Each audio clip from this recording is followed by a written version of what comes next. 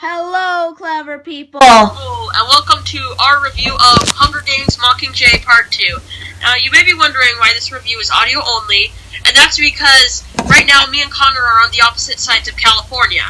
But we still wanted to get this review out, so we're reviewing... Yes, because we love you so much. Yes. Connor, what's this movie about? This movie is about Katniss Everdeen and her rebellion against President Snow.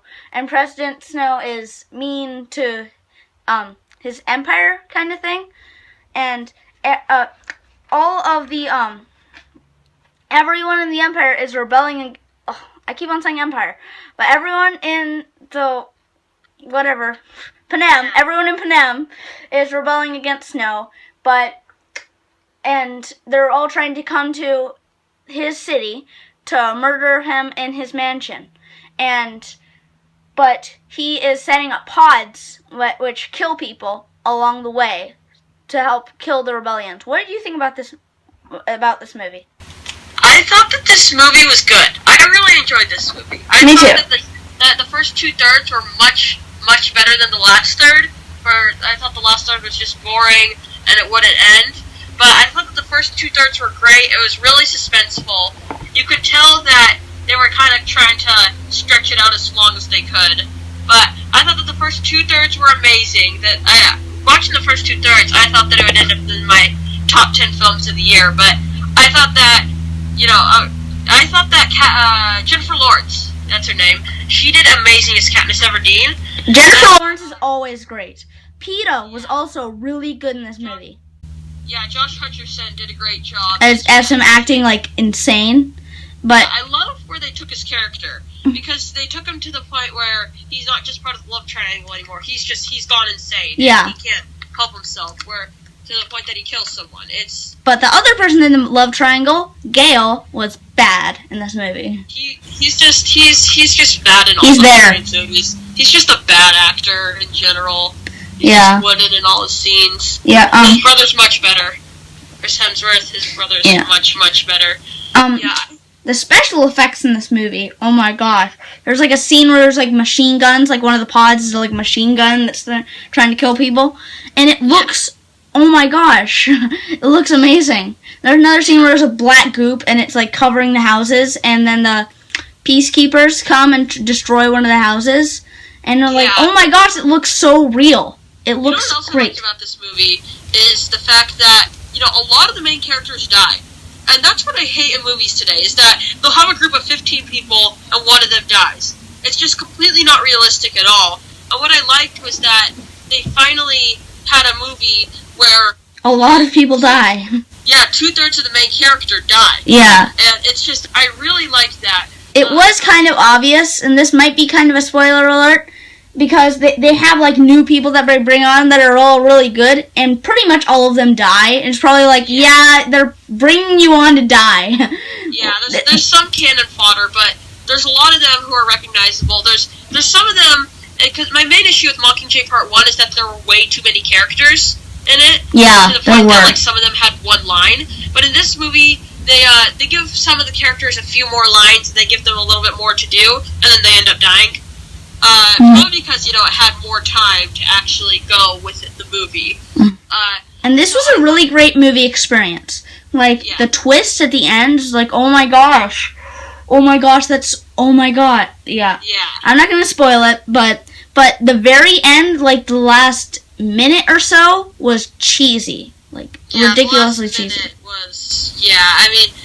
It's cool that the director used his own kids for that scene.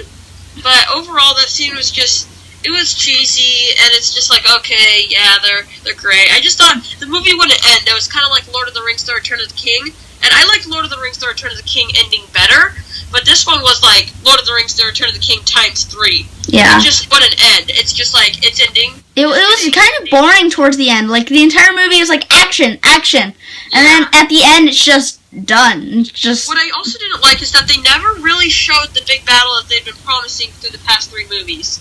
The big battle of, the Panem, and I thought that they were going to have it, and then, of course, she gets knocked out. But they never really showed the big battle, which I really wish that they would have shown. They would have cut off some of the ending stuff, and then they would have actually shown the big battle. My main problem with this... The book. Yeah, my main problem with this movie was there is a scene where they're in the sewer and they get attacked by demon-like creatures. And it looks like they totally ripped off Harry Potter and the Half-Blood Prince in the scene where they're at the Horcrux in the cave. And then those creatures attack them.